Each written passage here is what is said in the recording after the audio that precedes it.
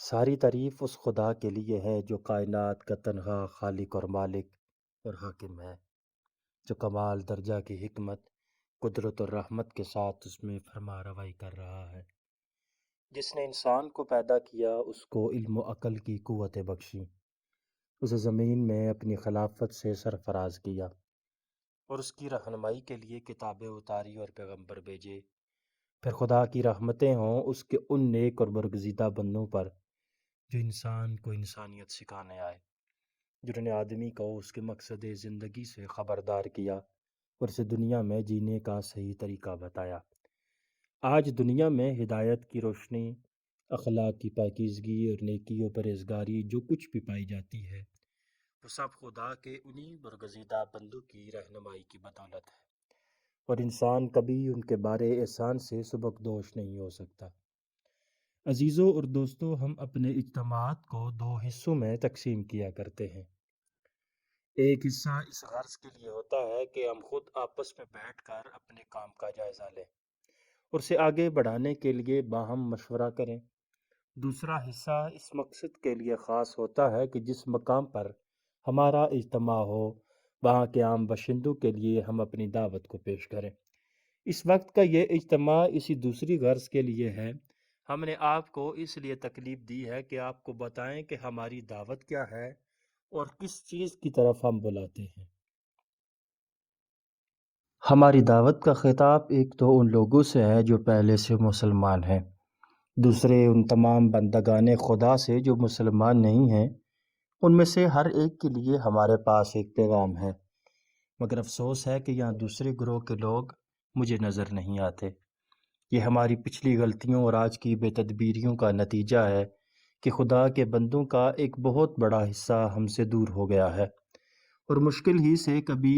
ہم یہ موقع پاتے ہیں کہ ان کو اپنے پاس بلا کر یا خود ان کے قریب جا کر وہ پیغام ان کو سنائیں جو ان کے اور ہمارے خدا نے ہم سب کی رہنمائی کے لیے اپنے پیغمبروں کے ذریعے بھیجا ہے۔ بہرحال اب کہ وہ موجود نہیں ہیں،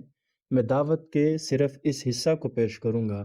جو مسلمانوں کے لیے خاص ہے۔ مسلمانوں کو ہم جس چیز کی طرف بلاتے ہیں وہ یہ ہے کہ وہ ان ذمہ داریوں کو سمجھیں اور ادا کریں جو مسلمان ہونے کی حیثیت سے ان پر عائد ہوتی ہیں۔ آپ صرف اتنا کہہ کر نہیں چھوٹ سکتے کہ ہم مسلمان ہیں اور ہم نے خدا کو اور اس کے دین کو مان لیا، بلکہ جب آپ نے خدا کو اپنا خدا اور اس کے دین کو اپنا دین مانا ہے تو اس کے ساتھ آپ پر کچھ ذمہ داریاں بھی عائد ہوتی ہیں جن کا آپ کو شعور ہونا چاہیے، جن کے ادا کرنے کی آپ کو فکر ہونی چاہیے۔ اگر آپ انہیں ادا نہ کریں گے تو اس کے وبال سے نہ دنیا میں چھوٹ سکیں گے اور نہ آخرت میں۔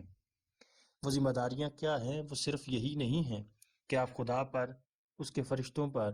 اس کی کتابوں پر، اس کے رسولوں پر اور یوم آخرت پر ایمان لائیں۔ وہ صرف اتنی بھی نہیں ہے کہ آپ نماز پڑھیں، روزہ رکھیں، حج کریں اور زکوٰۃ دیں۔ وہ صرف اتنی بھی نہیں ہے کہ آپ نکاح، طلاق، وراثت وغیرہ معاملات میں اسلام کے مقرر کیے ہوئے ضابطے پر عمل کریں، بلکہ ان سب کے علاوہ ایک بڑی اور بہت بھاری ذمہ داری آپ پر بھی عائد ہوتی ہے کہ آپ تمام دنیا کے سامنے اس کے حق کے گواہ بن کر کھڑے ہوں جس پر آپ ایمان لائے ہیں۔ مسلمان کے نام سے آپ کو ایک مستقل امت بنانے کی واحد غرض جو قرآن میں بیان کی گئی ہے وہ یہی ہے کہ آپ تمام بندگان خدا سے شہادت حق کی حجت کو پورا کر دیں۔ یہ آپ کی امت کا عین مقصد وجود ہے، جسے آپ نے پورا نہ کیا تو گویا اپنی زندگی ہی عقارت گنوا دی۔ یہ آپ پر خدا کا عائد کیا ہوا فرض ہے، کیونکہ خدا کا حکم یہ ہے کہ اے لوگو جو ایمان لائے ہو، خدا کی خاطر اٹھنے والے اور ٹھیک ٹھیک راستی گواہی دینے والے بنو۔ اور یہ نرا حکم ہی نہیں بلکہ تاکیدی حکم ہے، کیونکہ اللہ تعالیٰ ارشاد فرماتے ہیں اس شخص سے بڑھ کر ظالم اور کون ہوگا جس کے پاس اللہ کی طرف سے ایک گواہی ہو اور وہ اسے چھپائے۔ پھر اللہ تعالیٰ نے آپ کو یہ بھی بتا دیا ہے کہ اس فرض کو انجام نہ دینے کا نتیجہ کیا ہے۔ آپ سے پہلے اس گواہی کے کٹہرے میں یہودی کھڑے کیے گئے تھے،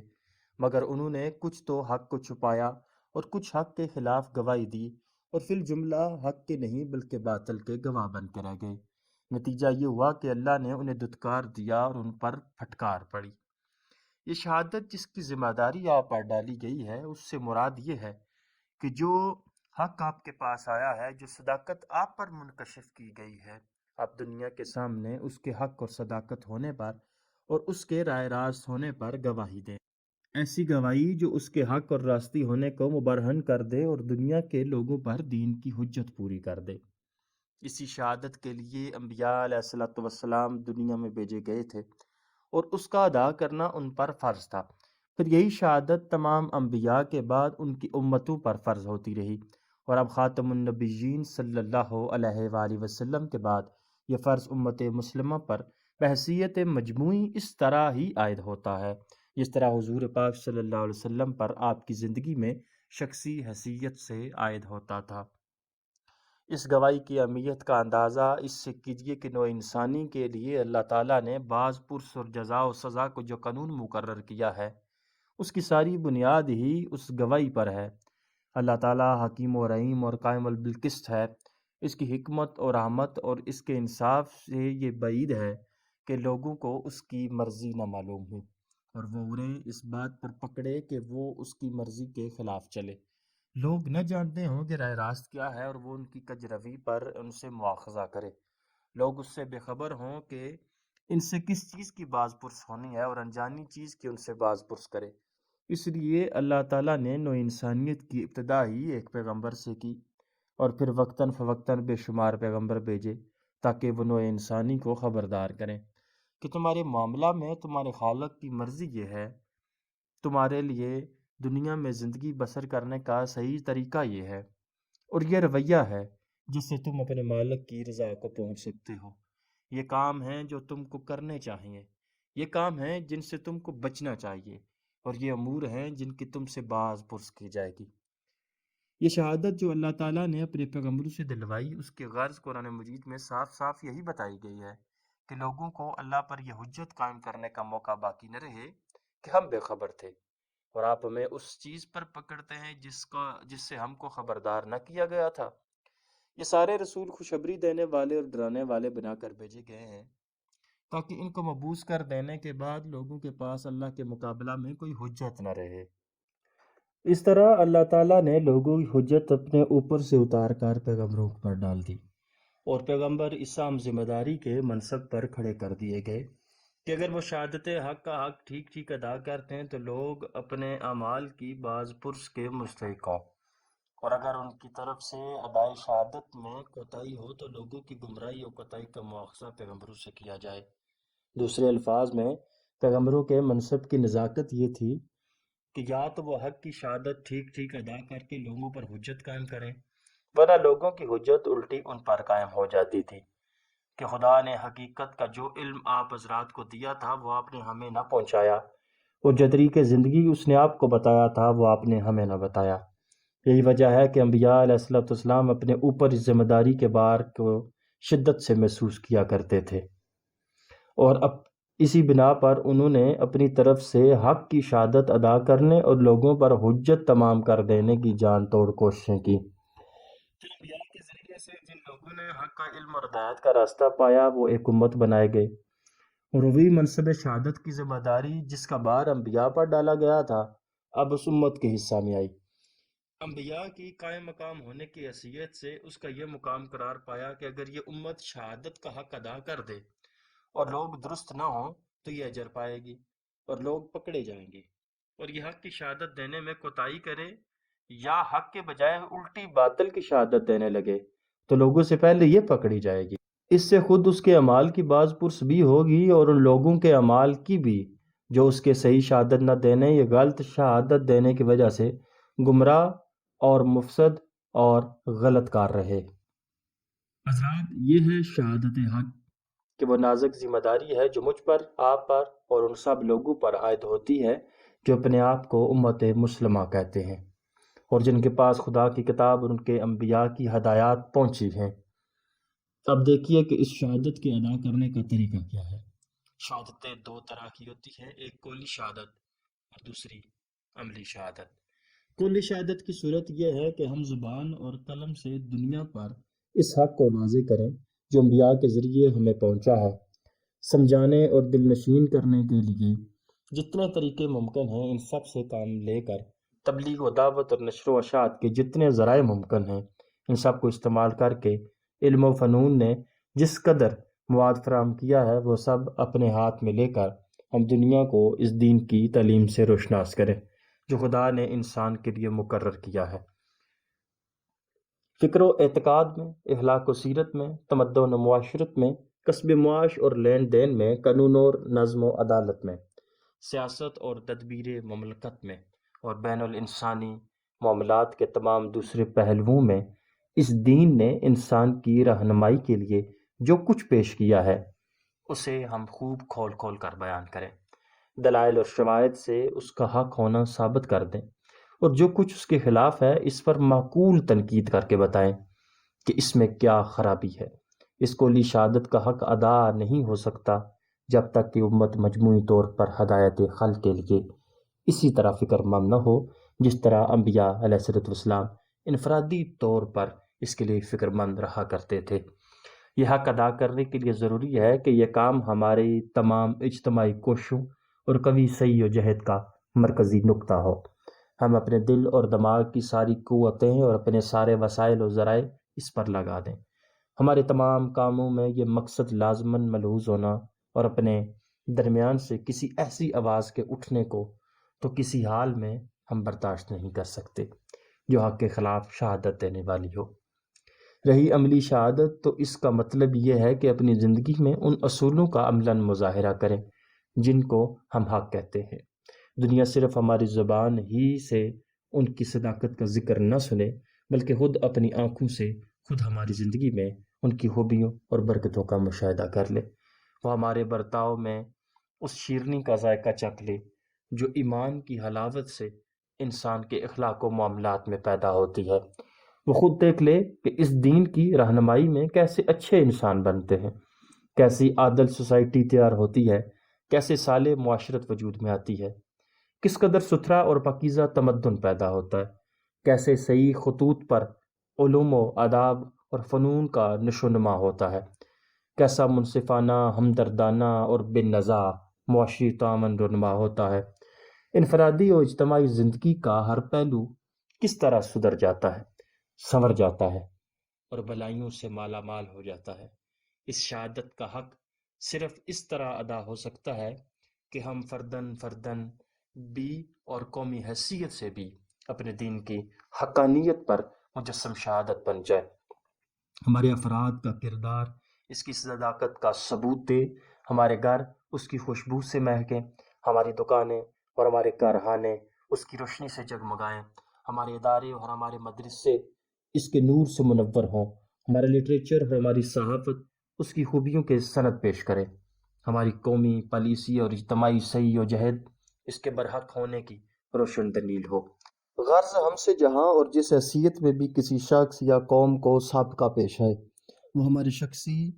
و قومی کردار میں اس بات کا ثبوت پا لے کہ جن اصولوں کو ہم حق کہتے ہیں وہ واقعی حق ہیں اور اس سے فی الواقعہ انسانی زندگی اعلیٰ و ارفع ہو جاتی ہے۔ پھر یہ بھی عرض کر دوں کہ اس شہادت کی تکمیل اگر ہو سکتی ہے تو صرف اس وقت جب کہ ایک اسٹیٹ انہی اصولوں پر قائم ہو جائے اور وہ پورے دین کو عمل میں لا کر اپنے عدل و انصاف سے، اپنے اصلاحی پروگرام سے، اپنے حسن انتظام سے، اپنے امن سے، اپنے باشندوں کی فلاح و بہبود سے، اپنے حکمرانوں کی نیک سیرت سے، اپنے صالح داخلی سیاست سے، اپنی راست بازانہ خارجی پالیسی سے، اپنی شریفانہ جنگ سے اور اپنی وفادارانہ صلح سے ساری دنیا کے سامنے اس بات کی شہادت دے کہ جس دین نے اس اسٹیٹ کو جنم دیا ہے وہ در حقیقت انسانی فلاح کا ضامن ہے اور اس کی پیروی میں ہی نوع انسانی کی بھلائی ہے۔ یہ شہادت جب قولی شہادت کے ساتھ مل جائے تب وہ ذمہ داری پوری طرح ادا ہو جاتی ہے جو امت مسلمہ پر ڈالی گئی ہے۔ تب نوع انسان پر بالکل اتمام حجت ہو جاتا ہے۔ تب ہی ہماری امت اس قابل ہو سکتی ہے کہ آخرت کی عدالت میں نبی علیہ السلام کے بعد کھڑی ہو کر شہادت دے سکے کہ جو کچھ حضور علیہ السلام نے ہم کو پہنچایا تھا وہ ہم نے لوگوں تک پہنچا دیا، اور اس بر بھی جو لوگ راہ راست پر نہ آئے وہ اپنی کج روی کے خود ذمہ دار ہیں۔ حضرات کی وہ شہادت ہے جو مسلمان ہونے کی حیثیت سے ہمیں قول و فعل میں دینی چاہیے تھی، مگر اب دیکھیے کہ آج ہم فی الواقعہ شہادت دے کیا رہے ہیں۔ پہلے قولی شہادت کا جائزہ لیجیے۔ ہمارے اندر ایک بہت ہی قلیل گروہ ایسا ہے جو کہیں انفرادی طور پر زبان اور قلم سے اسلام کی شہادت دیتا ہے، اور اس میں ایسے لوگ شاید انگلیوں پر گنے جا سکتے ہیں جو اس شہادت کو اس طرح ادا کر رہے ہیں جیسا اس کے ادا کرنے کا حق ہے۔ اس شرذمہ قلیل کو اگر آپ الا کر لیں تو آپ دیکھیں گے کہ مسلمانوں کی عام شہادت اسلام کے حق میں نہیں بلکہ اس کے خلاف جا رہی ہے۔ ہمارے زمیندار شہادت دے رہے ہیں کہ اسلام کا قانون وراثت غلط ہے اور جاہلیت کے رواج صحیح ہیں۔ ہمارے وکیل اور جج مجسٹریٹ شہادت دے رہے ہیں کہ اسلام کے سارے ہی قوانین غلط ہیں، بلکہ اسلامی قانون کا بنیادی نظریہ ہی قابل قبول نہیں ہے۔ صحیح صرف وہ قوانین ہیں جو انسان کے وضع کیے اور انگریزوں کی معرفت سے ہمیں پہنچے ہیں۔ ہمارے معلم اور پروفیسر اور تعلیمی ادارے شہادت دے رہے ہیں کہ فلسفہ و حکمت، تاریخ و اجتماعیت، معاشیات و سیاسیات اور قانون و اخلاق کے متعلق وہی نظریات برحق ہیں جو مغرب کے ملحدانہ تعلیم سے ماخذ ہیں۔ ان امور میں اسلام کا نقطۂ نظر قابل التفات تک نہیں ہے۔ ہمارے ادیب شہادت دے رہے ہیں کہ ان کے پاس بھی ادب کا وہی پیغام ہے جو امریکہ، انگلستان، فرانس اور روس کے دوری ادیبوں کے پاس ہے۔ مسلمان ہونے کی حیثیت سے ان کے ادب کے سرے سے کوئی مستقل روح ہی نہیں ہے۔ ہمارا پریس شہادت دے رہا ہے کہ اس کے پاس بھی وہی مباحثت اور مسائل اور پروپیگنڈا کے وہی انداز ہیں جو غیر مسلموں کے پاس ہیں۔ ہمارے تاجر اور اہل سنت شہادت دے رہے ہیں کہ اسلام نے لین دین پر جو حدود قائم کیے ہیں وہ ناقابل عمل ہیں، اور کاروبار صرف انہی طریقوں پر ہو سکتا ہے جن پر کفار عمل ہے۔ ہمارے لیڈر شہادت دے رہے ہیں کہ ان کے پاس بھی قومیت اور وطنیت کے وہی نعرے ہیں، وہی قومی مقاصد ہیں، قومی مسائل کو حل کرنے کے وہی ڈنگ ہیں، سیاست اور دستور کے وہی اصول ہیں جو کفار کے پاس ہیں۔ اسلام نے اس بارے میں کوئی رہنمائی نہیں کی ہے جس کی طرف رجوع کیا جائے۔ ہمارے عوام شہادت دے رہے ہیں کہ ان کے پاس زبان کا کوئی مصرف دنیا اور اس کے معاملات کے سوا نہیں ہے، اور وہ کوئی ایسا دین رکھتے ہی نہیں جس کا وہ چرچا کریں یا جس کی باتوں میں وہ اپنا کچھ وقت صرف کریں۔ یہ ہے وہ قولی شہادت جو مجموعی طور پر ہماری پوری امت اس ملک میں نہیں ساری دنیا میں دے رہی ہے۔ اب عملی شہادت کی طرف آئیے۔ اس کا حال قولی شہادت سے بدتر ہے۔ بلا شبی کہیں کہیں کچھ صالح افراد ہمارے اندر ایسے پائے جاتے ہیں جو اپنی زندگی میں اسلام کا مظاہرہ کر رہے ہیں، مگر سواد اعظم کا حال کیا ہے؟ افرادی طور پر عام مسلمان اپنے عمل میں اسلام کی جو نمائندگی کر رہے ہیں وہ یہ ہے کہ اسلام کے زیر اثر پرورش پانے والے افراد کسی حیثیت سے بھی کفر کے تیار کیے ہوئے افراد سے بلند یا مختلف نہیں ہیں، بلکہ بہت سی حیثیتوں سے ان کی بنسبت فرد تر ہیں۔ وہ جھوٹ بول سکتے ہیں، وہ خیانت کر سکتے ہیں، وہ ظلم کر سکتے ہیں، وہ دھوکہ دے سکتے ہیں، وہ قول و قرار سے پھر سکتے ہیں، وہ چوری اور ڈاکہ زنی کر سکتے ہیں، وہ دنگا فساد کر سکتے ہیں، وہ بغیرتی اور بے حیائی کے سارے کام کر سکتے ہیں۔ ان سب بد اخلاقیوں میں ان کا اوسط کسی کافر قوم سے کم نہیں ہے۔ پھر ہماری معاشرت، ہمارا رہن سہن، ہمارے رسم و رواج، ہماری تقریبات، ہمارے میلے اور عرس، ہمارے جلسے اور جلوس، غرض ہماری اجتماعی زندگی کا کوئی پہلو ایسا نہیں جس میں ہم اسلام کی کسی حد تک بھی صحیح نمائندگی کرتے ہیں۔ یہ چیز گویا اس بات کی زندہ شہادت ہے کہ اسلام کے پیرو خود ہی اپنے لیے اسلام کے بجائے جاہلیت کو زیادہ قابل ترجیح سمجھتے ہیں۔ ہم مدرسے بناتے ہیں تو علم اور نظام تعلیم اور روح تعلیم سب کچھ کفار سے لیتے ہیں۔ ہم انجمنیں قائم کرتے ہیں تو مقصد، نظام اور طریقہ کار سب کچھ وہی رکھتے ہیں جو کفار کی کسی انجمن کا ہو سکتا ہے۔ ہماری پوری قوم بحیثیت مجموعی کوئی جدوجہد کرنے اٹھتی ہے تو اس کا مطالبہ، اس کی جدوجہد کا طریقہ، اس کی جمعیت کا دستور و نظام، اس کی تجویزیں، تقریریں اور بیانات سب کچھ یہود کافر قوموں کی جدوجہد کا چربہ ہوتی ہے۔ حد یہ ہے کہ جہاں ہمارے آزاد یا نیم آزاد حکومتیں موجود ہیں وہاں بھی ہم نے اساس حکومت، نظام حکومت اور مجموعہ قوانین کفار سے لے لیا ہے۔ اسلام کا قانون بعض حکومتوں میں صرف پرسنل لا کی حد تک رہ گیا ہے اور بعض نے اس کو بھی ترمیم کے بغیر نہیں چھوڑا۔ حال میں ایک انگریز مصنف نے اپنی کتاب میں تانا دیا ہے، ہم نے جب ہندوستان میں اسلام کے دیوانی اور فوجداری قوانین کو دقیانوسی اور ناقابل عمل سمجھ کر منسوخ کیا تھا اور مسلمانوں کے لیے صرف ان کے پرسنل لا کو رہنے دیا تھا تو مسلمانوں کو یہ سخت ناگوار ہوا تھا کیونکہ اس طرح ان کی پوزیشن وہی ہو جاتی تھی جو کبھی اسلام کی حکومت میں ذمیوں کی تھی۔ لیکن اب صرف یہی نہیں کہ ہندوستان کے مسلمانوں نے اسے پسند کر لیا ہے، بلکہ خود مسلمان حکومتوں نے بھی اس معاملہ میں ہماری تقلید کی ہے۔ ترکی البانیہ نے تو اس سے تجاوز کر کے قوانین نکاح اور طلاق و وراثت تک بھی ہماری معیارات کے مطابق اصلاحات کرتی ہیں۔ اب یہ بات کھل گئی ہے کہ مسلمان کا یہ تصور کہ قانون کا ماخذ ادارہ الہی ہے ایک مقدس افسانے سے زیادہ کچھ نہ تھا۔ یہ ہے وہ عملی شہادت جو تمام دنیا کے مسلمان تقریباً متفق ہو کر اسلام کے خلاف دے رہے ہیں۔ ہم زبان سے خواہ کچھ کہیں مگر ہمارا اجتماعی عمل گواہی دے رہا ہے کہ اس دین کا کوئی طریقہ ہمیں پسند نہیں اور اس کے کسی قانون کو ہم اپنی فلاح و نجات نہیں پاتے۔ یہ کمتان حق اور یہ شہادت زور جس کا ارتکاب ہم کر رہے ہیں، اس کا انجام بھی ہمیں وہی کچھ دیکھنا پڑا ہے جو ایسے سخت جرم کے لیے قانون الہی میں مقرر ہے۔ جب کوئی قوم خدا کی نعمت کو ٹھکراتی ہے اور اپنے خالق سے غداری کرتی ہے تو خدا دنیا میں بھی اس کو عذاب دیتا ہے اور آخرت میں بھی۔ یہودیوں کے معاملہ میں خدا کی یہ سنت پوری ہو چکی ہے اور اب ہم مجرموں کے کٹہرے میں کھڑے ہیں۔ خدا کو یہود سے کوئی ذاتی پرخاش نہ تھی کہ وہ صرف انہی کو اس جرم کی سزا دیتا، اور ہمارے ساتھ اس کی کوئی رشتہ داری نہیں کہ ہم اسی جرم کا ارتکاب کریں اور سزا سے بچ جائیں۔ حقیقت یہ ہے کہ ہم حق کی شہادت دینے میں جتنی کوتاہی کرتے گئے ہیں اور باطل کی شہادت ادا کرنے میں ہمارا قدم جس رفتار سے آگے بڑھا ہے، ٹھیک اسی رفتار سے ہم گرتے چلے گئے ہیں۔ پچھلی ایک ہی صدی کے اندر مراکش سے لے کر شرق الہند تک ملک کے ملک ہمارے ہاتھ سے نکل گئے۔ مسلمان قومیں ایک ایک کر کے مغلوب اور محکوم ہوتی چلی گئیں۔ مسلمان کا نام فخر و عزت کا نام نہ رہا بلکہ ذلت و مسکنت اور پسماندگی کا نشان بن گیا۔ دنیا میں ہماری کوئی آبرو باقی نہ رہی، کہیں ہمارا قتل عام ہوا، کہیں ہم گھر سے بے گھر کیے گئے، کہیں ہم کو سوا العذاب کا مزہ چکھایا گیا اور کہیں ہم کو چاکری اور خدمتگاری کے لیے زندہ رکھا گیا۔ جہاں مسلمانوں کی اپنی حکومتیں باقی رہ گئیں وہاں بھی انہوں نے شکستوں پر شکستیں کھائیں، اور آج ان کا حال یہ ہے کہ بیرونی طاقتوں کے خوف سے لرز رہے ہیں۔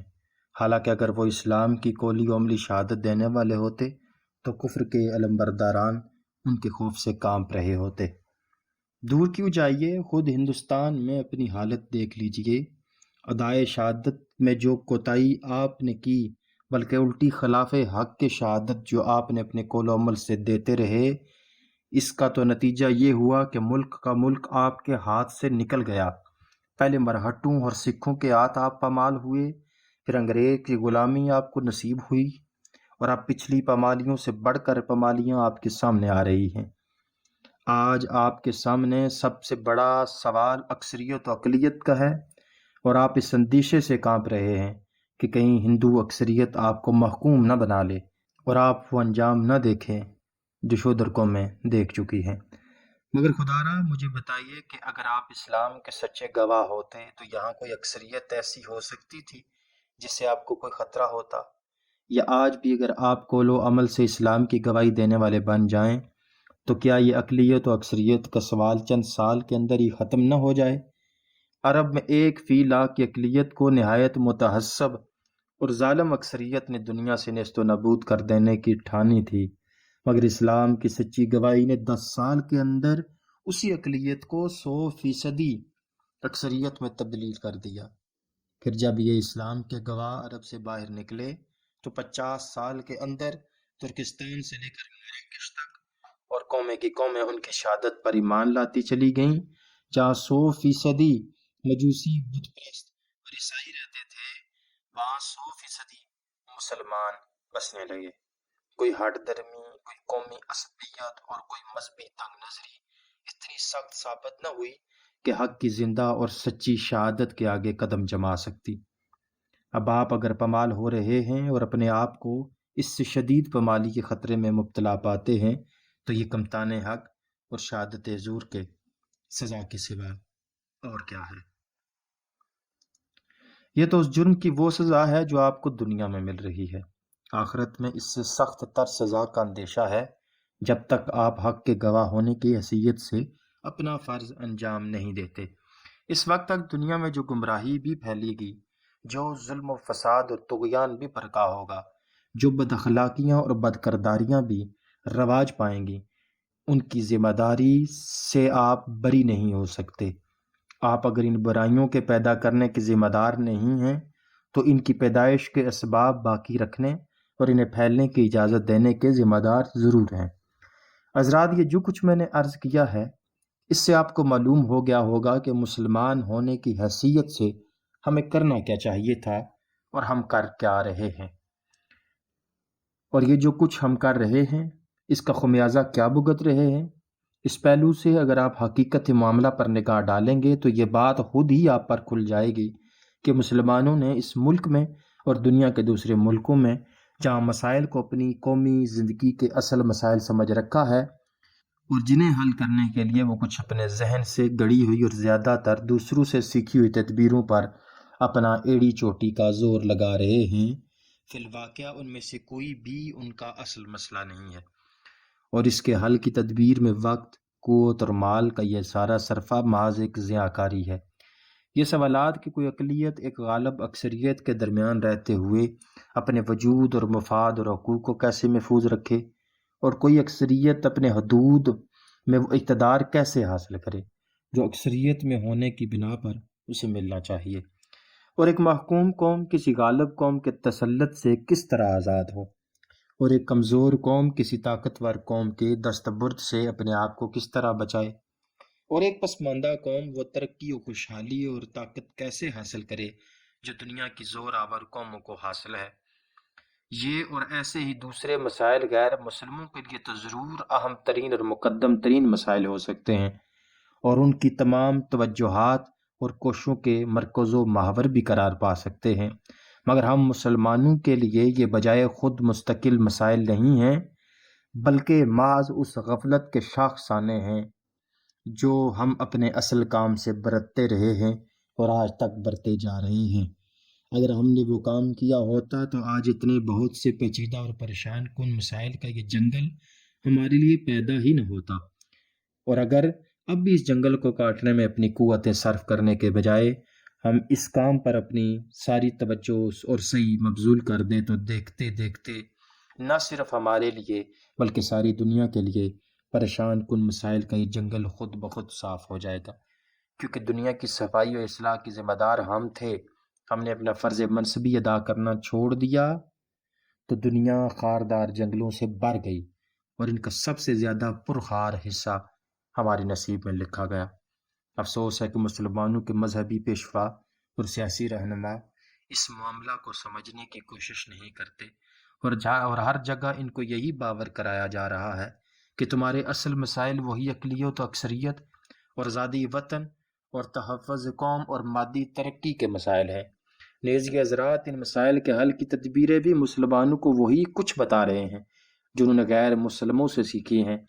لیکن میں جتنا خدا کی ہستی پر یقین رکھتا ہوں اتنا ہی مجھے اس بات پر بھی یقین ہے کہ یہ آپ کی بالکل غلط رہنمائی کر رہے ہیں، اور ان راہوں پر چل کر آپ کبھی اپنی فلاح کی منزل کو نہیں پہنچ سکیں گے۔ میں آپ کا سخت بدخواہ ہوں گا کہ اگر لاگ لپیٹ کے بغیر آپ کو صاف نہ بتا دوں کہ آپ کی زندگی کا اصل مسئلہ کیا ہے۔ میرے علم میں آپ کا حال اور آپ کا مستقبل معلق ہے اس سوال پر کہ آپ اس ہدایت کے ساتھ کیا معاملہ کرتے ہیں جو آپ کو خدا کے رسول کی معرفت پہنچی ہے، جس کی نسبت سے آپ کو مسلمان کہا جاتا ہے، اور جس کے تعلق سے آپ خواہ چاہیں یا نہ چاہیں بہرحال دنیا میں اسلام کے نمائندے قرار پاتے ہیں۔ اگر آپ اس کی صحیح پیروی کریں اور اپنے قول اور عمل سے اس کی سچی شہادت دیں اور آپ کے اجتماعی کردار میں پورے اسلام کا ٹھیک ٹھیک مظاہرہ ہونے لگے تو آپ دنیا میں سربلند اور آخرت میں سرخ روح ہو کر رہیں گے۔ خوف و حزن، ذلت و مسکنت، مغلوبی و محکومی کے یہ سیاہ بادل جو آپ پر چھائے ہوئے ہیں چند سال کے اندر چھٹ جائیں گے۔ آپ کی دعوت حق اور سیرت صالحہ دلوں کو اور دماغوں کو مسخر کرتی چلی جائے گی۔ آپ کی ساکھ اور داغ دنیا پر بیٹھتی چلی جائے گی۔ انصاف کی امیدیں آپ سے وابستہ ہو جائیں گی۔ بھروسہ آپ کی امانت و دیانت پر کیا جائے گا۔ سند آپ کے قول کی لائی جائے گی۔ بھلائی کی توقعات آپ سے باندھی جائیں گی۔ آئمہ کفر کی کوئی ساکھ آپ کے مقابلہ میں باقی نہ رہے گی۔ ان کے تمام فلسفے اور سیاسی و معاشی نظریے آپ کی سچائی اور راست روی کے مقابلے میں جھوٹے ملمہ ثابت ہوں گے۔ جو طاقتیں آج ان کے کیمپ میں نظر آ رہی ہیں ٹوٹ ٹوٹ کر اسلام کے کیمپ میں آتی چلی جائیں گی، حتیٰ کہ ایک وقت وہ آئے گا جب کمیونزم خود ماسکو میں اپنے بچاؤ کے لیے پریشان ہوگا۔ سرمایہ دارانہ ڈیموکریسی خود واشنگٹن اور نیو یارک میں اپنے تحفظ کے لیے لرزہ براندام ہوگی۔ مادہ پرستانہ الحاد خود لندن اور پیرس کی یونیورسٹیوں میں جگہ پانے سے عاجز ہوگا۔ نسل پرستی اور قوم پرستی خود برہمنوں اور جرمنوں میں اپنے معتقد نہ پا سکے گی، اور یہ آج کا دور صرف تاریخ میں ایک داستان عبرت کی حقیقت سے باقی رہ جائے گا کہ اسلام جیسی عالمگیر اور جہاں کشا طاقت کے نام لیوا کبھی اتنے بیوقوف ہو گئے تھے کہ عصائے موسیٰ بغل میں تھا اور لاٹھیوں اور رسیوں کو دیکھ کر کانپ رہے تھے۔ یہ مستقبل تو آپ کا اس صورت میں ہے جب کہ آپ اسلام کے مخلص اور پیرو اور سچے گواہ ہوں، لیکن اس کے برعکس اگر آپ کا رویہ یہی رہا کہ خدا کی بھیجی ہوئی ہدایت پر بارے زر بنے بیٹھے ہیں، نہ خود اس سے مستفید ہوتے ہیں نہ دوسروں کو اس کا فائدہ پہنچنے دیتے ہیں، اپنے آپ کو مسلمان کہہ کر نمائندے تو اسلام کے بنے ہوئے ہیں، مگر اپنے مجموعی قول و عمل سے شہادت زیادہ تر جاہلیت، شرک، دنیا پرستی اور اخلاقی بے قیدی کا دے رہے ہیں۔ خدا کی کتاب طاق پر رکھی ہے اور رہنمائی کے لیے ہر امام کفر اور ہر منجا ضلالت کی طرف رجوع کیا جا رہا ہے۔ دعویٰ خدا کی بندگی کا ہے اور بندگی ہر شیطان اور ہر طاغوت کی جا رہی ہے۔ دوستی اور دشمنی نفس کے لیے ہے، اور فریق دونوں صورتوں میں اسلام کو بنایا جا رہا ہے، اور اسی طرح اپنی زندگی کو بھی اسلام کی برکتوں سے محروم کر رکھا ہے، اور دنیا کو بھی اس کی طرف راغب کرنے کے بجائے الٹا متنفر کر رہے ہیں۔ تو اس صورت میں نہ آپ کی دنیا ہی درست ہو سکتی ہے اور نہ آخرت۔ اس کا انجام تو سنت اللہ کے مطابق وہی کچھ ہے جو آپ دیکھ رہے ہیں، اور بعید نہیں کہ مستقبل اس حال سے بھی بدتر ہو۔ اسلام کا لیبر اتار کر کھلم کھلا کفر اختیار کر لیجئے، تو کم از کم آپ کی دنیا تو ویسی بن جائے گی جیسی امریکہ، روس اور برطانیہ کی بنی ہے۔ لیکن مسلمان ہو کر نہ مسلمان بنے رہنا اور خدا کے دین کی جھوٹی نمائندگی کر کے دنیا کے لیے بھی ہدایت کا دروازہ بند کر دینا، وہ جرم ہے جو آپ کو دنیا میں بھی پنپنے نہ دے گا۔ اس جرم کی سزا جو قرآن میں لکھی ہوئی ہے اور جس کا زندہ ثبوت یہودی قوم آپ کے سامنے موجود ہے، اسے آپ ٹال نہیں سکتے۔ خواہ متحدہ قومیت کے اہون البلیتین کو اختیار کریں یا اپنی الگ قومیت منوا کر وہ سب کچھ حاصل کر لیں جو مسلم قوم پرستی حاصل کرنا چاہتی ہے۔ اس کے ٹلنے کی صورت صرف یہی ہے کہ اس جرم سے باز آ جائیے۔ اب میں چند الفاظ میں آپ کو بتائے دیتا ہوں کہ ہم کس غرض کے لیے اٹھے ہیں۔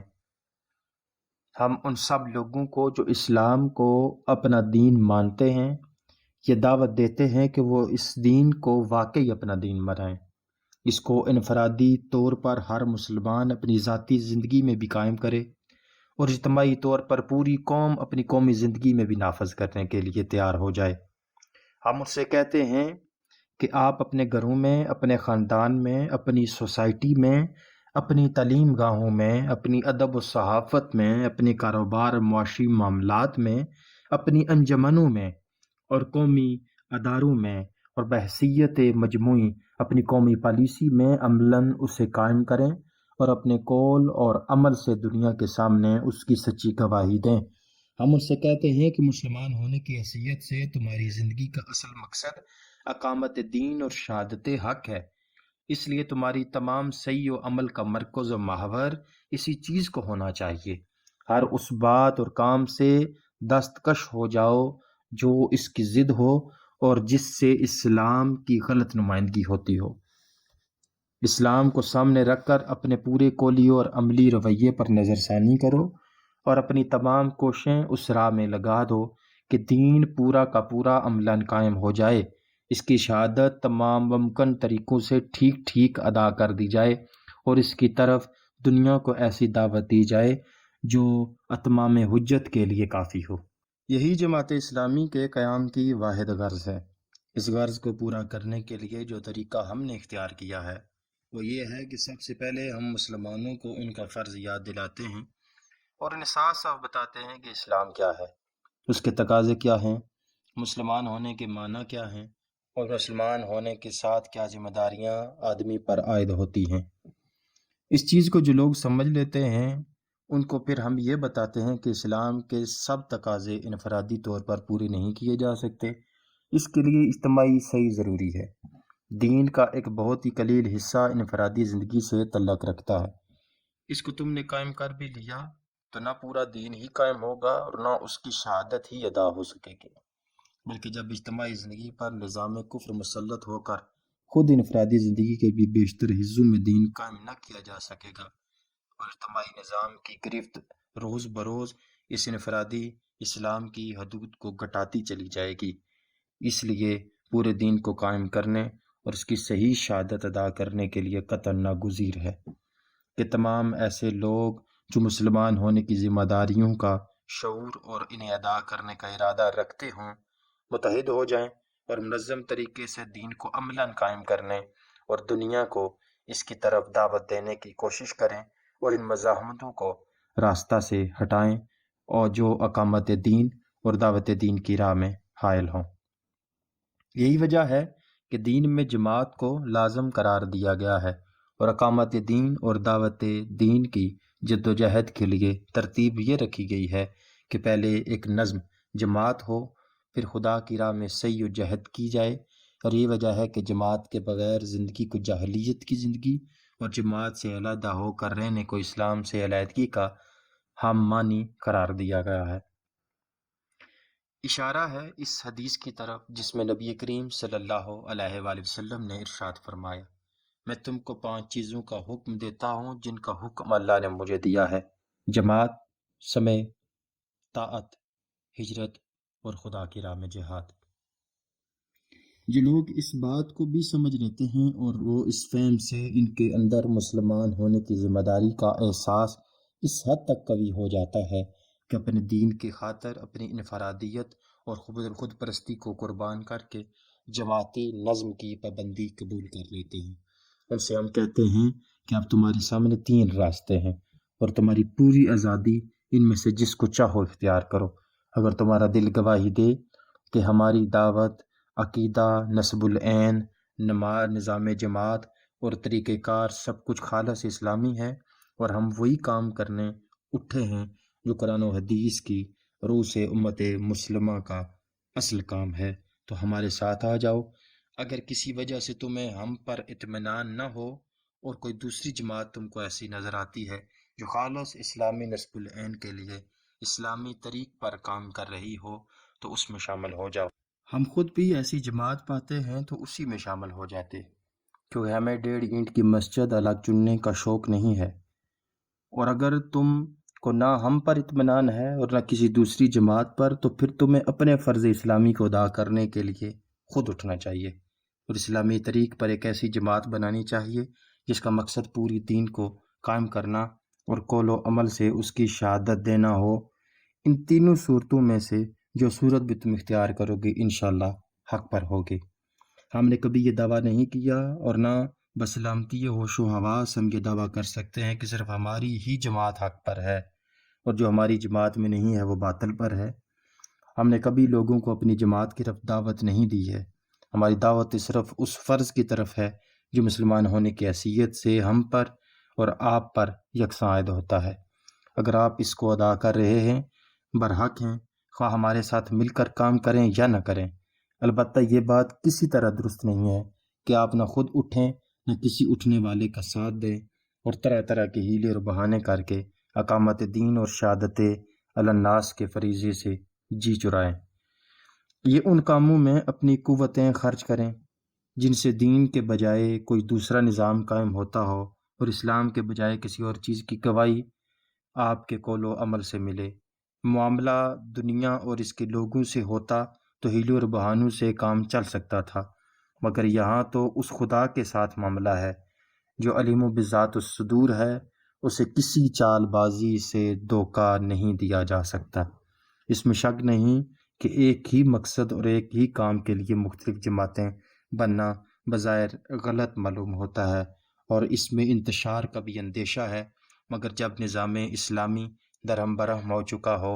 اور سوال اس نظام کے چلانے کا نہیں بلکہ اس کے از سر و نو قائم کرنے کا ہو، تو ممکن نہیں کہ ابتدا ہی میں وہ الجامعات وجود میں آ جائے جو تمام امت پر مشتمل ہو، جس کا التزام ہر مسلمان پر واجب ہو اور جس سے علیحدہ رہنا جاہلیت اور علیحدہ ہونا ارتداد کا ہم مانی ہو۔ آغاز کار میں اس کے سوا چارہ نہیں کہ جگہ جگہ مختلف جماعتیں اس مقصد کے لیے بنیں اور اپنے اپنے طور پر قائم کریں۔ یہ سب جماعتیں بالآخر ایک ہو جائیں گی اگر نفسانیت اور افراط و تفرید سے پاک ہوں اور خلوص کے ساتھ اصل اسلامی مقصد کے لیے اسلامی طریق پر کام کریں۔ حق کی راہ میں چلنے والے زیادہ دیر تک الگ نہیں رہ سکتے، حق ان کو جمع کر کے ہی رہتا ہے، کیونکہ حق کی فطرت ہی جمع و تالیف اور وحدت و یگانیت کی متقاضی ہے۔ تفرقہ صرف اس صورت میں رونما ہوتا ہے جب حق کے ساتھ کچھ نہ کچھ باطل کی آمیزش ہو، یا اوپر حق کی نمائش ہو اور اندر باطل کام کر رہا ہو۔ اب میں اختصار کے ساتھ یہ بھی عرض کر دوں کہ جو لوگ ہماری جماعت کو پسند کر کے اس میں داخل ہوتے ہیں، ان سے ہمارا مطالبہ کیا ہوتا ہے اور ان کے لیے ہمارے پاس کام کیا ہے۔ اپنے ارکان سے ہمارا کوئی مطالبہ اس مطالبے کی سوا نہیں ہے جو اسلام نے ہر مسلمان سے کیا ہے۔ ہم نہ تو اسلام کے اصل مطالبے پر ذرہ برابر کسی چیز کا اضافہ کرتے ہیں اور نہ اس میں سے کوئی چیز گھٹاتے ہیں۔ ہم ہر شخص کے سامنے پورے اسلام کو بے کم و کاست پیش کر دیتے ہیں اور اس سے کہتے ہیں کہ اس دین کو جان بوجھ کر شعور کے ساتھ قبول کرو، اس کے تقاضوں کو سمجھ کر ٹھیک ٹھیک ادا کرو، اپنے خیالات اور اقوال و اعمال میں سے ہر اس چیز کو خارج کر دو جو دین کے احکام اور اس کی روح کے خلاف ہو، اور اپنی پوری زندگی سے اسلام کی شہادت دو۔ بس یہی ہمارے ہاں داخلہ کی فیس ہے اور یہی ہمارے قواعد رکنیت ہیں، اور ہمارا دستور و نظام جماعت وہ چیز جس کی طرف ہم دعوت دیتے ہیں وہ سب کے سامنے آیا ہے۔ اس کا جائزہ لے کر ہر شخص دیکھ سکتا ہے کہ ہم نے اصل اسلام میں، اس اسلام میں جو قرآن اور سنت پر مبنی ہے، نہ کوئی کمی کی ہے نہ بیشی۔ ہم ہر وقت تیار ہیں کہ ہمارے جس چیز کے متعلق بھی کوئی ثابت کر دے گا وہ قرآن و سنت کی تعلیم پر اضافہ ہے، اسے ہم اپنے ہاں سے خارج کر دیں گے، اور جس چیز کے متعلق بھی بتا دے گا کہ وہ اس تعلیم میں ہے اور ہمارے ہاں نہیں ہے، اسے ہم بلا تعمل اختیار کر لیں گے، کیونکہ ہم تو اٹھے ہی پوری دین کی بے کم و کاست اقامت اور شہادت کے لیے ہیں۔ پھر ہم سے بڑا ظالم اور کون ہوگا کہ اگر ہم اپنے اسی مقصد میں منافق ثابت ہوں۔ اس طرح جو لوگ ہمارے نظام جماعت میں شامل ہوتے ہیں ان کے لیے ہمارے پاس صرف یہ کام ہے کہ وہ اپنے قول اور عمل سے اسلام کی شہادت اور نظام دین کو مکمل طور پر قائم کرنے کے لیے اجتماعی جد و جہد کریں، تاکہ شہادت علی الناس کا حق پوری طرح ادا ہو سکے۔ جہاں تک کلی شہادت کا تعلق ہے، ہم اپنے ارکان کو ایسی تربیت دے رہے ہیں جس سے وہ اپنی اپنی صلاحیتوں کے مطابق زبان اور قلم سے اسلام کی زیادہ سے زیادہ معقول شہادت ادا کرنے کے لیے تیار ہوں۔ نیز ہم ایسے ادارے بھی قائم کرنے کی کوشش کر رہے ہیں جو منظم طریقہ سے علم و ادب کے ہر شعبہ میں زندگی کے جملہ مسائل کے متعلق اسلامی تعلیمات کی حقانیت کو دنیا پر واضح کریں، اور اس مقصد کے لیے نشر و اشاعت کے تمام ممکن ذرائع سے کام لیں۔ رہی عملی شہادت، تو اس بارے میں ہماری کوشش یہ ہے کہ اول تو ایک ایک شخص اسلام کا زندہ گواہ ہو، پھر ان افراد سے ایک ایسی منظم سوسائٹی نشو و نما پائے جس کے اندر اسلام اپنی اصل اسپرٹ میں کام کرتا ہوا دیکھا جا سکتا ہو، اور بالآخر یہ سوسائٹی اپنی جد و جہد سے نظام باطل کے غلبہ کو مٹا کر وہ نظام حق قائم کرے جو دنیا میں اسلام کی مکمل نمائندگی کرنے والا ہو۔ حضرات، بس یہ ہے ہمارا مقصد اور یہ ہے ہمارا پروگرام۔ ہمیں امید نہ کی تھی کہ یہ چیز بھی ایسی ہو سکتی ہے جس پر کسی مسلمان کو اعتراض ہو، مگر جس روز سے ہم نے اس راہ میں قدم رکھا ہے، اعتراضات کا ایک نہ رکنے والا سیلاب ہے کہ عمڈہ چلا آ رہا ہے۔ تمام اعتراضات تو ناقابل توجہ ہیں اور نہ ایک صحبت میں ان سب سے تعرض ہی کیا جا سکتا ہے، مگر اس موقع پر میں ان چند اعتراضات پر کچھ عرض کروں گا۔ جو آپ کے شہر میں غلط فہمیاں پھیلانے کے لیے استعمال کیے جا رہے ہیں۔ کہا جاتا ہے کہ تمہاری یہ جماعت اسلام میں ایک نئے فرقے کی بنا ڈال رہی ہے۔ یہ بات جو لوگ کہتے ہیں انہیں شاید معلوم نہیں ہے کہ فرقہ بندی کے اصل اسباب کیا ہوتے ہیں۔ دین میں جن باتوں کی وجہ سے تفرقہ برپا ہوتا ہے، ان سب کا اگر آپ استقصاء کریں گے تو وہ صرف 4 عنوانات پر تقسیم ہوں گی۔ نمبر 1 کہ اصل دین پر کسی ایسی چیز کا اضافہ کیا جائے جو دین میں نہ ہو، اور اسی کو اختلاف کفر و ایمان یا فرق ہدایت و ضلالت کی بنیاد بنا ڈالا جائے۔ دوسری یہ کہ دین کے کسی خاص مسئلے کو لے کر اس کو وہ اہمیت دی جائے جو کتاب و سنت کی روح سے اس کو حاصل نہیں ہے، اور اسی کو گروہ بندی کی بنا قرار دے لیا جائے۔ اور تیسرے یہ کہ اجتہادی اور اسنباطی مسائل میں غلو کیا جائے اور ان امور میں اپنے مسلک کی سوا دوسرے مسلک والوں کو تفسیق و تضلیل یا تکفیر کی جائے، یا کم از کم ان سے امتیازی معاملہ کیا جائے۔ چوتھے یہ کہ نبی کے بعد کسی خاص شخصیت کے بارے میں غلو کیا جائے اور اس کے لیے کسی ایسے منصب کا دعویٰ کیا جائے جسے تسلیم کرنے یا نہ کرنے پر آدمی کے مومن یا کافر ہونے کا مدار ہو، یا کوئی جماعت یہ دعویٰ کرے جو اس میں داخل ہے صرف وہی حق پر ہے، باقی سب مسلمان باطل ہے۔ اب میں پوچھتا ہوں کہ ہم نے ان 4 عنوانات میں سے کسی عنوان کی غلطی کی ہے؟ اگر کوئی صاحب دلیل و ثبوت کے ساتھ ہمیں صاف صاف بتا دیں کہ ہم نے واقعی فلاں عنوان کی غلطی کی ہے، تو ہم فی الفور توبہ کریں گے اور ہمیں اپنی اصلاح کرنے میں ہرگز تامل نہ ہوگا، کیونکہ ہم خدا کے دین کو قائم کرنے کے لیے اٹھے ہیں، تفرقہ برپا کرنے کے لیے نہیں اٹھے ہیں۔ لیکن اگر ایسی کوئی غلطی ہم میں نہیں کی ہے تو پھر ہمارے کام سے کسی فرقے کی پیدائش کا اندیشہ کیسے کیا جا سکتا ہے؟ ہم صرف اصل اسلام اور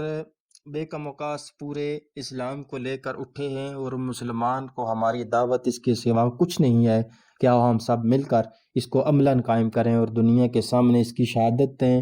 اجتماع کی بنیاد ہم نے پورے دین کو قرار دیا ہے، نہ کہ اس کے کسی ایک مسئلے یا چند مسائل کو۔ اتحادی مسائل میں ہم تمام ان مذاہب و مسائل کو برحق تسلیم کرتے ہیں جن کے لیے قائد شرائط میں گنجائش ہے۔ ہر ایک کا یہ حق تسلیم کرتے ہیں کہ ان مذاہب و مسالک میں سے جس پر اطمینان ہو وہ اپنی حد تک اس پر عمل کرے۔ کسی خاص اتحادی مسلک کی بنیاد پر گروہ بندی کو ہم جائز نہیں رکھتے۔ اپنی جماعت کے بارے میں بھی ہم نے کوئی غلو نہیں کیا۔ ہم نے کبھی یہ نہیں کہا کہ حق صرف ہماری جماعت میں دائر و منحصر ہے۔ ہم آپ کو اپنے فرض کا احساس ہوا اور ہم اٹھ کھڑے ہوئے،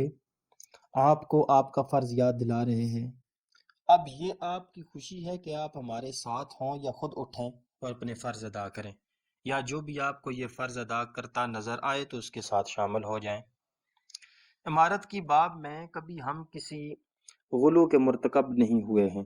ہماری یہ تحریک کسی شخصیت کے بل پر نہیں اٹھی ہے جس کے لیے کسی خاص منصب کا دعویٰ کیا جائے، جس کی کرامتوں اور الہامات اور تقدس کی داستانوں کا اشتہار دیا جاتا ہو، جس کی ذاتی عقیدت پر جماعت کی بنیاد رکھی گئی ہو، اور جس کی طرف لوگوں کو دعوت دی جاتی ہو۔ دعووں اور خوابوں اور کشوف و کرامات اور شخصی تقدس کے تذکروں سے ہماری طریق بالکل پاک ہے۔ یہاں دعوت کسی شخص یا اشخاص کی طرف نہیں ہے، بلکہ اس مقصد کی طرف ہے جو قرآن کی روح سے ہمارے مسلمان کا مقصد زندگی ہے، اور ان اصولوں کی طرف ہے جن کے مجموعے کا نام اسلام ہے۔ جو لوگ بھی اس مقصد کے لیے ان اصولوں پر ہمارے ساتھ مل کر کام کرنا چاہیں وہ مساوی حیثیت سے ہماری جماعت کے رکن بنتے ہیں۔ یہ ارکان ایک شخص کو اپنا امیر منتخب کرتے ہیں، نہ اس بنا پر کہ امارت اس کا کوئی ذاتی حق ہے، بلکہ اس بنا پر کہ بہرحال منظم طریقہ پر کام کرنے کے لیے ایک سربراہ کا ہونا ضروری ہے۔ یہ منتخب کردہ امیر معزول کیا جا سکتا ہے اور جماعت میں سے کوئی دوسرا شخص اس کی جگہ امارت کے لیے چنا جا سکتا ہے۔ یہ امیر صرف اس جماعت کا امیر ہے، نہ کہ تمام امت کا۔ اس کی اطاعت صرف انہی لوگوں پر لازم ہے جو اس شخص کی جماعت میں شامل ہوں،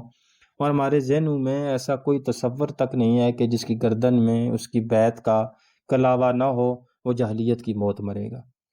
اب خدا را مجھے بتائیے کہ جب ہم اس طریقہ پر کام کر رہے ہیں تو آخر ہماری اس تحریک سے امت میں ایک نیا فرقہ کیسے بن جائے گا؟ عجیب تر بات ہے کہ جن لوگوں کے دامن خود ان غلطیوں سے آلودہ ہیں جن کی وجہ سے فرقہ بندی کا فتنہ رونما ہوتا ہے، جن کے ہاں خوابوں اور کشفوں اور کرامات کے چرچے ہیں، جن کے ہاں سارا کام کسی حضرت کی شخصیت عقیدت کے بل پر چل رہا ہے، جن کے ہاں کسی شخصیت کے لیے کسی مخصوص منصب کا دعویٰ کیا جاتا ہے، جن کے ہاں فروعی مسائل پر جھگڑے اور مناظرے ہوتے ہیں اور اجتہادی مسالک پر دڑے بندیاں کی جاتی ہیں، وہی ہم کو الزام دینے میں پیش ہیں۔ اگر کوئی برا نہ مانے تو میں صاف کہوں کہ ہمارا اصل قصور جس پر یہ حضرات بگڑے ہوئے ہیں وہ نہیں ہیں جو یہ زبانوں سے کہتے ہیں، بلکہ یہ ہیں کہ ہم نے دین کے اس اصلی کام کی طرف دعوت دی جو ان کے نفس کو مرغوب نہیں ہے، اور اس کام کے لیے وہ صحیح طریقہ اختیار کیا جس سے ان کے طریقوں کی غلطیاں بے نقاب ہونے لگیں۔ ہم سے کہا جاتا ہے کہ اگر تمہیں یہی کام کرنا تھا تو ضرور کرتے، مگر تم نے ایک الگ جماعت مستقل نام کے ساتھ کیوں بنائی؟ اس سے تو امت میں انتشار پیدا ہوتا ہے۔ فی الواقعہ یہ ایک عجیب اعتراض ہے۔ میں حیران ہوں کہ جب دینی یا خلاف دین سیاست کے لیے، غیر اسلامی تعلیم کے لیے، مذہبی دڑے بندیوں کے لیے اور خالص دنیوی اغراض کے لیے مغرب کے جمہوری یا فاشستی طریقوں پر مسلمان کی انجمنیں اور جماعتیں مستقل ناموں کے ساتھ بنتی ہیں تو انہیں ٹھنڈے دل سے برداشت کیا جاتا ہے، لیکن اگر دین کے اصل کام کے لیے خالص دینی اصول پر کوئی جماعت بنتی ہے تو یکا یک امت میں انتشار کا خطرہ پیدا ہو جاتا ہے، اور صرف یہی ایک جماعت سازی قابل برداشت نہیں ہوتی۔ اس سے شبہ ہوتا ہے کہ معترضین کو اصل میں چڑ جماعت اسلامی سے نہیں بلکہ اس بات سے ہے کہ کوئی جماعت دین کے اصل کام کے لیے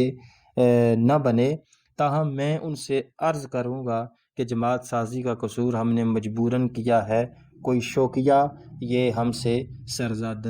نہیں ہوا۔ سب کو معلوم ہے کہ اس جماعت کی تشکیل سے پہلے میں برسوں اکیلا پکارتا رہا ہوں کہ مسلمانوں، یہ تم کن راہوں میں اپنی قوتیں اور کوششیں صرف کر رہے ہو؟ تمہارے کرنے کا اصل کام تو یہ ہے، اس پر اپنی توجہ مساعی مرکوز کرو۔ یہ بات اگر سب مسلمان قبول کر لیتے تو کہنا ہی کیا تھا۔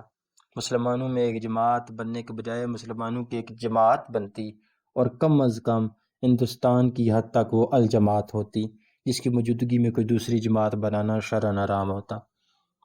یہ بھی نہیں تو مسلمانوں کی مختلف جماعتوں میں سے کوئی ایک ہی اسے مان لیتی، تب بھی ہم راضی تھے، اس میں بخوشی شامل ہو جاتے، مگر جب پکار کر ہم تھک گئے اور کسی نے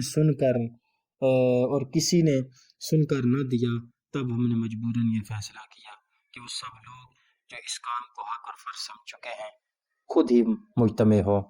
اور اس کے لیے اجتماعی صحیح کریں۔ سوال یہ ہے کہ اگر یہ نہیں تو ہمیں اور کیا کرنا چاہیے تھا؟ تم کو اگر اس کے فرض ہونے سے انکار ہے تو دلیل انکار ارشاد ہو، اگر انکار نہیں تو بتاؤ کیا واقعی تمہاری یہ مختلف انجمنیں اور جماعتیں یہی فرض انجام دے رہی ہیں؟ اگر یہ بھی نہیں تو کیا اب تمہارے ہاں نوبت یہ آ گئی ہے کہ جو فرض کو پہچانے اور اسے ادا کرنے کے لیے اٹھے وہی الٹا قصوروار قرار پائے؟ ہم سے یہ بھی کہا جاتا ہے کہ تم نے اپنی جماعت کے لیڈر کے لیے امیر کا لفظ کیوں اختیار کیا؟ امیر یا امام تو صرف با اختیار اور صاحب سیف ہی ہو سکتا ہے۔ اس کی تائید میں کچھ حدیثیں بھی پیش کی جاتی ہیں جن سے استدلال کیا جاتا ہے کہ امامت یا امامت علم ہے، امامت نماز یا امامت قتال و جہاد، اس کے سوا کوئی تیسری قسم کی امامت نہیں کی جا سکتی۔ یہ اعتراض جو حضرات کرتے ہیں وہ صرف اس وقت کی فقہ اور اس وقت کی احادیث سے واقف ہیں جب اسلامی نظام سیاسی اقتدار کی منزل پر پہنچ چکا تھا اور صاحب سیف امامت قائم ہو گئی تھی، مگر ان کو یہ معلوم نہیں ہے کہ جب سیف چھن جائے، مسلمانوں کی جماعت اختیار و اقتدار سے محروم ہو جائے اور اسلامی نظام جماعت بھی درہم برہم ہو جائے تو اس وقت کے لیے کیا احکام ہیں؟ میں ان سے پوچھتا ہوں کہ ایسی حالت میں کیا مسلمانوں کو یہی کرنا چاہیے کہ فرد الگ ہو جائے اور بیٹھ کر بس دعا کرتا رہے کہ خدایا کوئی صاحب سیف امام بھیج دے، یا ایسی امامت قائم کرنے کے لیے کوئی اجتماعی صحیح بھی ہونی چاہیے؟ تو برائے کرم وہ ہمیں بتائیں کہ جماعت بنائے بغیر بھی کوئی اجتماعی صحیح کی جا سکتی ہے؟ اگر وہ مانتے ہیں کہ جماعت بنائے بغیر چارہ نہیں ہے تو کیا کوئی جماعت کسی رہنما، کسی سربراہ، کسی صاحب امر کے بغیر بھی چل سکتی ہے؟ اگر وہ اس کی ضرورت بھی تسلیم کرتے ہیں تو وہ خود ہی ہم کو بتائیں کہ اس اسلامی مقصد کے لیے جو اسلامی جماعت بنائی جائے اس کے سربراہ کار کے لیے اسلام میں کیا اصطلاح مقرر۔ جو اصطلاح بھی وہ ارشاد فرمائیں گے ہم اسی کو قبول کر لیں گے، بشرط یہ کہ وہ ہو اسلامی اصطلاح، یا پھر وہ صاف صاف یہی کہہ دیں کہ اسلام میں سیف حاصل ہونے کے بعد کے لیے تو ہدایات موجود ہیں، لیکن بے سیفی کی حالت میں سیف کس طرح حاصل کی جائے اس باب میں اس نے کوئی ہدایت نہیں ہے، اور یہ کام جس کو کرنا ہو اسے غیر اسلامی طریقوں پر غیر اسلامی اصطلاحوں سے کرنا چاہیے۔ اگر ان حضرات کا یہ منشا نہیں تو ہمارے لیے معمہ ناقابل حل ہے کہ صدر، لیڈر اور قائد وغیرہ اصطلاحیں استعمال کی جائیں تو وہ سب انہیں گوارا ہیں، مگر امیر کی اسلامی اصطلاح سنتے ہی یہ کیوں چراغ پا ہو جاتے ہیں۔ عام طور پر لوگوں کو اس مسئلہ کے سمجھنے میں جو دقت پیش آتی ہے اس کی وجہ یہ ہے کہ نبی کریم صلی اللہ علیہ وسلم کے عہد میں جب امیر یا امام کی اصطلاح استعمال کی گئی تھی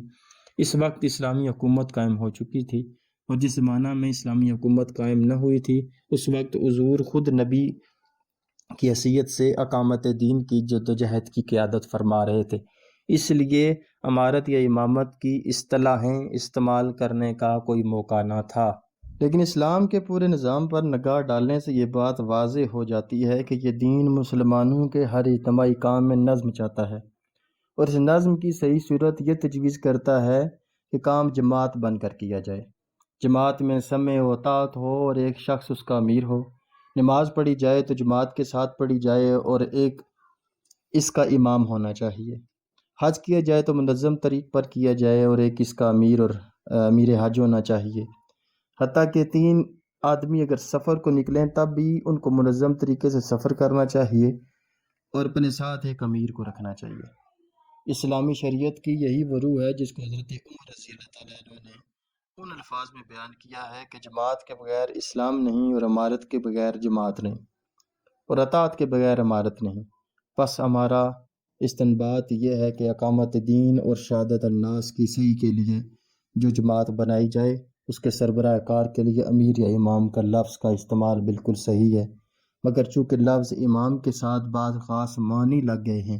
اس لیے ہم نے فتنے سے بچنے کی خاطر اس لفظ کو چھوڑ کر امیر کا لفظ استعمال کیا ہے۔ ایک نرالا اعتراض یہاں یہ بھی سننے میں آیا ہے کہ جو شخص اس طرح جماعت کا سربراہ کار چنا جائے اس کو زکوٰۃ وصول کرنے کا کوئی حق نہیں ہے،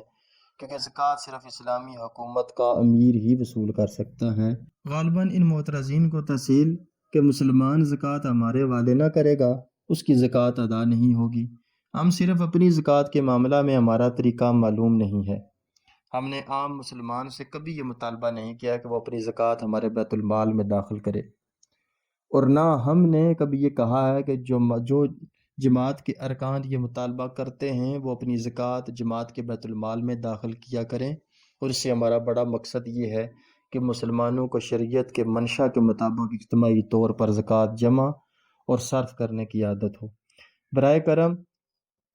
کوئی ہمیں بتائے کہ اگر ہم ایسا کرتے ہیں تو اس میں کیا شرعی بات ہے اور یہ کس حکم شرعی کے خلاف ہے۔ اگر ہمیں لوگوں سے یہ کہنے کا حق ہے کہ نماز گھروں میں الگ الگ نہ پڑھو بلکہ جماعت کے ساتھ پڑھو تو آخر یہ کہنے کا حق کیوں نہیں ہے کہ زکوٰۃ انفرادی طور پر ادا کرنے کے بجائے اجتماعی طور پر ادا کرو؟ پھر یہ کتنی عجیب بات ہے کہ اگر چندہ لیا جائے تو جائز، داخلے کی فیس اور رکنیت کی فیس لگائی جائے تو درست، مگر خدا اور رسول کے عائد کیے ہوئے فرض کو ادا کرنے کی دعوت دی جائے تو ناجائز۔ اس سے بھی زیادہ ایک نرالا اعتراض یہ سننے میں آیا ہے کہ تم نے بیت المال کیوں بنایا؟ اس قسم کے اعتراضات سن کر معلوم ہوتا ہے کہ ان لوگوں کو شاید اسلام کی اصطلاحات ہی سے کچھ بغض ہو گیا ہے۔ ظاہر بات ہے کہ ہر جماعت اور ہر انجمن اپنا ایک خزانہ ضرور رکھتی ہے تاکہ اجتماعی کاموں میں مال صرف کر سکے۔ ہماری جماعت کا بھی یہ خزانہ ہے اور اس کو ہم بیت المال کہتے ہیں کیونکہ یہی اسلامی اصطلاح ہے۔ اگر ہم اس کا نام خزانہ رکھتے تو ان کو اعتراض نہ تھا، اگر ہم اس کو ٹریزری کہتے تب بھی یہ خوش ہوتے، مگر جب ہم نے اس کے لیے ایک اسلامی اصطلاح استعمال کی تو اس کو یہ برداشت نہ کر سکتے۔ ان اعتراضات میں سے اکثر اتنے محمل تھے کہ ان کا ذکر کر کے اور ان کا جواب دے کر حاضرین کا وقت ضائع کرنا کبھی پسند نہ کرتا، مگر میں نے یہ چند چیزیں نمونے کے طور پر صرف اس لیے پیش کی ہیں کہ جو لوگ نہ خود اپنا فرض ادا کرنا چاہتے ہیں نہ کسی دوسرے کو ادا کرنا دینا چاہتے ہیں، وہ کسی قسم کے ہیلے بہانے اور اعتراضات اور شبہات ڈھونڈ کر نکالتے ہیں اور کسی طرح خدا کے راستے سے خود رکتے ہیں اور دوسروں کو روکنے کی کوشش بھی کرتے ہیں۔ ہمارا طریقہ جھگڑے اور مناظرے کرنے کا نہیں ہے۔ اگر کوئی شخص ہماری بات کو سیدھی طرح سمجھنا چاہے تو ہم ہر وقت اس کو سمجھانے کے لیے حاضر ہیں، اور اگر کوئی ہماری غلطی ہم کو معقول طریقے سے سمجھانا چاہے تو ہم سمجھنے کے لیے بھی تیار ہیں۔ لیکن اگر کسی کے پیش نظر محض الجھنا اور الجھانا ہی ہو تو اس سے ہم کو کوئی تعارض کرنا پسند نہیں کرتے۔ اس کو اختیار ہے کہ جب تک چاہے اپنا یہ شغل جاری رکھے۔ وآخر دعوانا ان الحمد للہ رب العالمین۔